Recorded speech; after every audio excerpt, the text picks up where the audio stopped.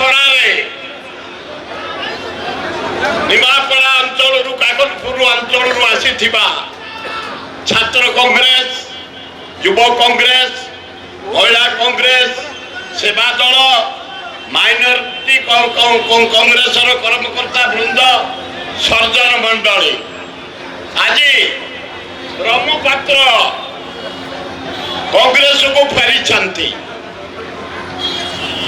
ଅତି ଗର୍ବର କଥା, ବ୍ରହ୍ମପାତ୍ରଙ୍କର ବାପା ବୃନ୍ଦାବନ ପାତ୍ର ଆମେ ଏକାଠି କାମ କରୁଥିଲୁ।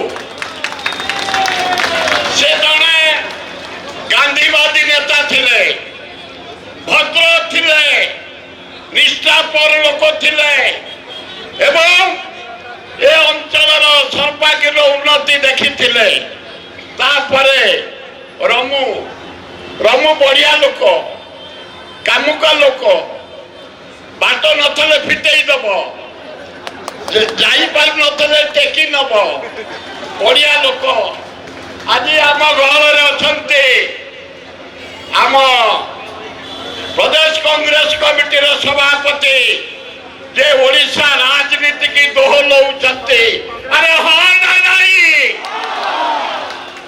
ଭକ୍ତଚରଣ ଦାସ, ଆମର ଅଜୟ ଲାଲୁ ଯେ ଜେନେରାଲ ସେକ୍ରେଟାରୀ, ଓ ବିୟୁଟିଫୁଲ, ସୁନ୍ଦର, ଅତି ସୁନ୍ଦର, ଜଣେ ସୁସଂଗଠକ।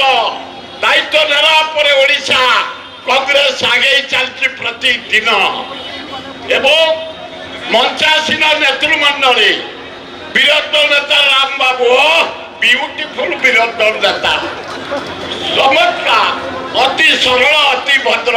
ଲଗାବେ କର୍ତ୍ତାଳି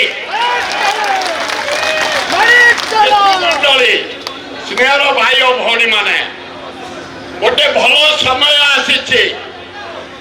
ଖରାପ ସମୟ କଟିଗଲାଣି।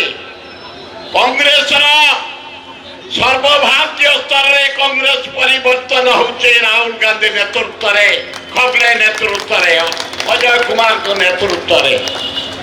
ଆଜି ଗାଁ ଗହଳିରେ ଚାଷୀ ଧାନ ବିକ୍ରି କରିପାରୁନି।